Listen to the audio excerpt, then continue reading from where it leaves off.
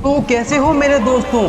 तो आज मैं एक्सप्लेन करने वाला हूँ अंडर पेरिस। इस मूवी का कॉन्सेप्ट बहुत ही अच्छा है और ऐसी मूवी आपने आज तक नहीं देखी होगी। तो अब बिना किसी देरी के चलते हैं सीधा वीडियो की तरफ। तो फिल्म की कहानी की शुरुआत होती है और हम सोफिया नाम की एक लेडी को देख पाते हैं जो शार्क रिसर्चर होती है, जो अपने टीम के साथ में समुद्र के बीचों बीच एक शार्क को ट्रैक कर रही होती है जिसका नाम होता है ललित। क्योंकि वह एक पालतू शार्क है तभी उनको उसका सिग्नल मिलने लग जाता है। वह शार्क इनकी तरफ ही आ रही होती है। अब सोफिया की टीम में से 4 मेंबर शार्क को चेक करने के लिए पानी में चले जाते हैं। उनमें से एक सोफिया का हस्बैंड जॉय भी होता है। तभी उनको एक मरी हुई शार्क दिखाई देती है जो शायद नेट में फंस के मारी गई होगी, जिसको चेक करने पर इनको पता चलता है कि वह शार्क नेट में फंस के नहीं मारी गई बल्कि किसी दूसरे शार्क ने इस पर हमला किया था, क्योंकि उसकी बॉडी पर शार्क के दांतों के निशान थे और उसकी आधी बॉडी भी गायब थी, जो काफी हैरानी की बात थी। अब तक इनको कुछ भी समझ में आ पाता तभी इनके चारों तरफ बहुत सारे शार्क आ जाते हैं और उनमें से एक ललित भी होता है, जिसको देखते ही सभी के फटकर हाथ में आ जाती है। ललित को अब सोफिया देखती है तो वह पूरी पगला जाती है,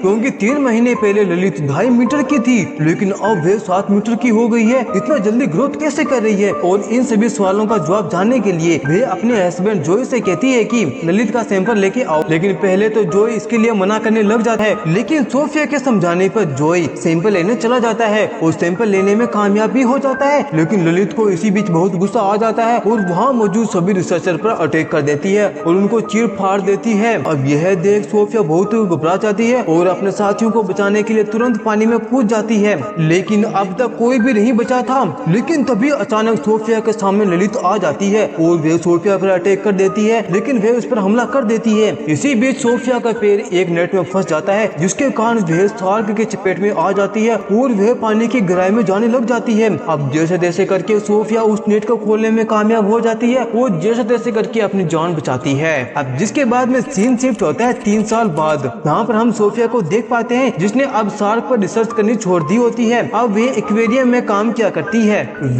इसी बीच हम मिका नाम की एक लेडी को देख पाते हैं जो एक मरीन एक्टिविस्ट होती है। उनका काम होता है कि समुद्री जीवों की रक्षा करना। जिसके बाद में मिका सोफिया से मिलती है और उसको अपने हेडक्वार्टर लेके चली जाती है और वहाँ पर उसको दिखाती है कि ललित जिसके ऊपर सोफिया रिसर्च किया करती थी वो जल्द ही इन्हीं के शहर की नदी सी नदी की तरफ बढ़ रही है और ललित पेरिस में एंटर होने से पहले उसको किसी भी तरह रोकना होगा, जिसमें उसके सोफिया की मदद चाहिए। जहाँ सोफिया बिना कुछ कहे निकल जाती है, क्योंकि सोफिया को लगता ही नहीं कि यह ललित हो सकती है, क्योंकि ललित यहाँ पर आ ही नहीं सकती। खैर वहीं दूसरी तरफ हम 2 लड़कों को देख पाते हैं सी नदी के पास में, जहाँ पर उनको 2 मिसाइल मिलती है। अब जिसका पता जैसे ही पुलिस वालों को चलता है वहाँ पर पुलिस ऑफिसर आ जाती है और उन मिसाइलों को जब्त कर लिया जाता है। दरअसल जब वर्ल्ड वॉर 2 हुआ था तब से लेकर अब तक यहाँ पर अक्सर मिसाइलें मिला करती है। वहीं पर हम सोफिया को देख पाते हैं जो अब तक ललित को ट्रैक कर पा रही थी, जहाँ पर वह देखकर बिल्कुल हैरान हो जाती है, क्योंकि अब तक ललित उनके शहर की नदी में आ चुकी थी। जिसको देखते ही सोफिया काफी हैरान हो जाती है, क्योंकि ललित इस नदी में सर्वाइव नहीं कर पाएगी और वह मारी जाएगी। अब नेक्स्ट मॉर्निंग हम पुलिस ऑफिसर को देख पाते हैं जो नदी में से एक लाश को निकाल रही होती है, जिसका कल रात एक्सीडेंट हो गया था। यहाँ पर सभी लोग बॉडी को देखते ही हैरान रह जाते हैं, क्योंकि उसकी भी आधी बॉडी गायब थी। जिसको देखकर सभी को लगता है कि यह किसी बड़े जीव का काम होगा, क्योंकि इन लोगों को ललित के बारे में कुछ भी पता नहीं था कि वह इस नदी में आ चुकी है। अब उसी वक्त ऑफिसर आदिल के साथ में सोफिया और मिका भी होती है, जहाँ पर सोफिया साफ साफ ऑफिसर को बता देती है कि यह काम जरूर शार्क का होगा, हमको किसी तरह उस शार्क को रोकना होगा और यहाँ से उसको निकालना होगा। लेकिन यह बात मिका को उल्टा सुनाई देता है। उसको लगता है कि यह सारे के सारे लोग उस शार्क को मारने की प्लानिंग बना रहे हैं। जिसके बाद में मिका उस शार्क को बचाने की प्लानिंग में लग जाती है, क्योंकि वो एक मरीन एक्टिविस्ट होती है तो काम ही होता है कि समुद्री जीवों की रक्षा करना। अब जिसके बाद में ऑफिसर आदिल सोफिया को लेकर रिवर में चला जाता है, जहाँ पर सभी ललित को पकड़ने की प्लानिंग बना रहे होते हैं। वहाँ पर ऑफिसर रिवर के अंदर उतर जाते हैं। सोफिया ललित को ट्रैक कर पा रही होती है और उनकी लोकेशन भी बता रही थी।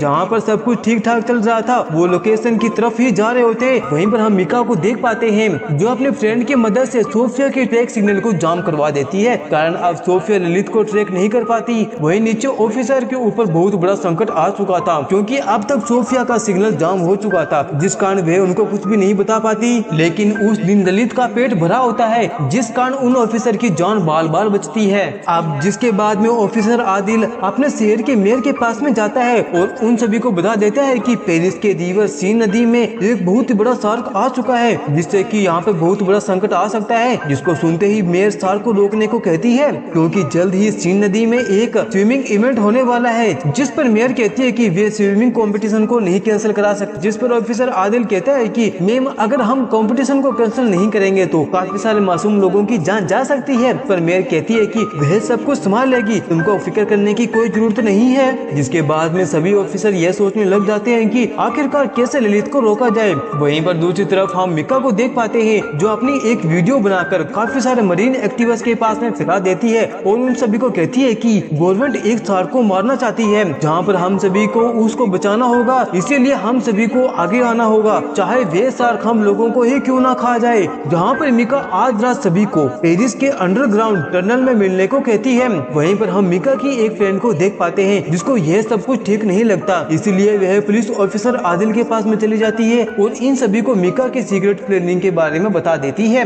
जहाँ पर चेक करने पर उनको पता चलता है कि शार्क इस वक्त पेरिस के अंडरग्राउंड टनल में मौजूद था और वहीं पर मिका की मीटिंग भी थी। वहीं दूसरी तरफ हम मिका को देख पाते हैं जो अपने सभी एक्टिविस्ट के साथ पहुंच जाती है पेरिस के अंडरग्राउंड टनल में और वहां पर अपने सभी साथियों के साथ प्लानिंग बनाने लग जाती है कि आखिरकार वे पुलिस वालों को कैसे रोके। लेकिन तभी वहां पर पुलिस ऑफिसर पहुंच जाती है क्योंकि उनको मिका की प्लानिंग के बारे में पता चल चुका था।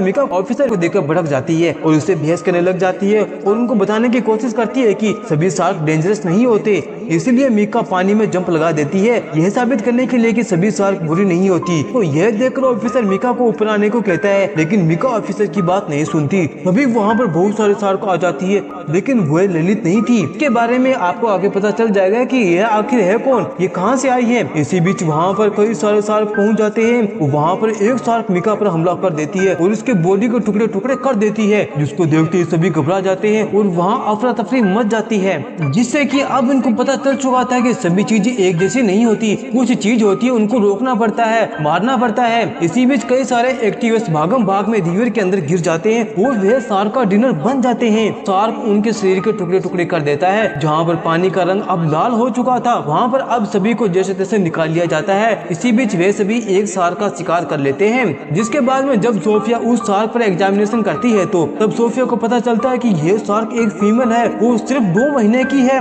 गजब बात यह है कि यह प्रेग्नेंट भी होती है। उसके पेट में एक बच्चे नहीं बल्कि ढेरों हजारों बच्चे होते हैं और इन शार्क को मेल की कोई जरूरत नहीं होती, ये अपने आप ही बच्चे पैदा करने में सक्षम होती है, जो काफी डरावनी बात थी। और अगर इनको नहीं रोका गया तो कुछ टाइम बाद इनकी पॉपुलेशन बढ़ती जाएगी, जिससे कि इनकी तादाद तो और बढ़ जाएगी। और यह शार्क कोई और नहीं बल्कि ललित की बेटी होती है। साथ ही इनको यह भी पता चलता है कि यह शार्क हजारों की संख्या में हो सकते हैं उस अंडरग्राउंड टनल के अंदर। इसके बाद में यह लोग प्लान बनाते हैं कि वे सभी उस टनल में जाएंगे और वहां पर ब्लास्ट कर देंगे, जिससे कि वे सभी शार्क मारी जाए। अब नेक्स्ट मॉर्निंग सीन शिफ्ट होता है सीन नदी में, जहां पर आज स्विमिंग कंपटीशन होता है और काफी सारे लोग कंपटीशन में भाग लेते हैं। सीन नदी के दोनों तरफ ही बैरियर लगाए जाते हैं, जिससे कि अगर कोई भी शार्क वहां पर आने की कोशिश करे तो उस नेट के अंदर फंस जाए और अंदर ना आ पाए। और वहीं पर कुछ आर्मी ऑफिसर भी मौजूद थे जो कि वहां की रक्षा कर रहे थे। अगर बाय चांस इन पर शार्क का अटैक हो जाता है तो वे सभी उसको जान से मार देंगे।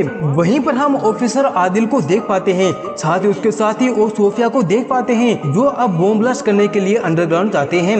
जिसके बाद में सभी अपने अपनी पोजीशन ले लेते हैं। आदिल और सोफिया एक साथ रहते हैं और वे सभी अपने अपनी जगह पे पहुंच जाते हैं, जहाँ रिवर की गहराई में काफी सारा अंधेरा होता है। जहाँ पर जब आदिल टॉर्च जलाता है तभी हम देख पाते हैं कि वहाँ पर हजारों की संख्या में बेबी शार्क घूम रही होती है। वो अपनी हिम्मत रखते हुए सभी अपने अपने बॉम्ब की पोजीशन में पहुंच जाते हैं। जहाँ पर आदिल जैसे बॉम्ब को ब्लास्ट कर पाता तभी उसके ऊपर बेबी शार्क का हमला हो जाता है, लेकिन फिर भी आदिल हिम्मत नहीं हारता, वो जैसे तैसे करके बॉम्ब ब्लास्ट कर देता है, जिसके चलते आदिल घायल हो जाता है। जहाँ पर हजारों संख्या में बेबी शार्क के टुकड़े टुकड़े हो जाते हैं। इसके बाद में आदिल और उनके बाकी साथी ऊपर आ जाते हैं और उनको बचा लिया जाता है। ऊपर आने के बाद भी सोफिया वापस नीचे जाती है चेक करने के लिए, तभी उसके सामने ललित आ जाती है, लेकिन ललित सोफिया को देख नहीं पाती। वो अपने बच्चों को को टुकड़े टुकड़े देखकर बहुत गुस्सा हो जाती है, जिसके बाद में वे सीधा सीन रिवर की तरफ चली जाती है जहाँ पर स्विमिंग कंपटीशन हो रहा था, जहाँ पर सभी लोग स्विमिंग कर रहे होते हैं। तभी वहाँ पर ललित आ जाती है और एक आदमी को दो टुकड़े कर देती है, जिसको देखते देखते वहाँ पर भगदड़ मच जाती है और वहाँ पर ललित शार्क सभी को मारने लग जाती है। अब यह देखने के बाद में आर्मी ऑफिसर अपने स्नाइपर से उस शार्क पर अटैक करने लग जाते हैं, लेकिन शार्क तो इससे बच जाती है, लेकिन वह गोली मिसाइल पर लग जाती है। वर्ल्ड वॉर 2 के वक्त से वहाँ पर मौजूद थी और वह एक्टिव थी। वहाँ जैसे ही मिसाइल पर गोली लगती है तभी मिसाइलें फटने लग जाती है और एक के बाद एक ढेरों मिसाइलें फटने लग जाती है, जिससे कि वहाँ पर सुनामी आ जाती है और देखते देखते वहाँ पर पूरा पेरिस डूबने लग जाता है। वहीं हम सोफिया और आदिल को देख पाते हैं रिवर के बीचों बीच, जो किसी चीज के ऊपर बैठे हुए थे, जिनके चारों तरफ बस शार्क की शार्क घूम रही थी। जिसके बाद हमको बताया जाता है कि यह शार्क सुनामी आने की वजह से पूरे के पूरे पेरिस शहर में फैल चुकी है, जिसके साथ ही वो पूरे देश में भी फैल जाएगी और अब यह मॉन्स्टर पूरी दुनिया में ही तहलका मचा देगी। और इसी के साथ ये प्यारी सी मूवी यहीं पर समाप्त होती है। दोस्तों, आपको ये मूवी कैसी लगी लाइक और कमेंट करके मुझे जरूर बताएं। जब तक मिलते हैं अगले वीडियो में, जब तक के लिए बाय बाय।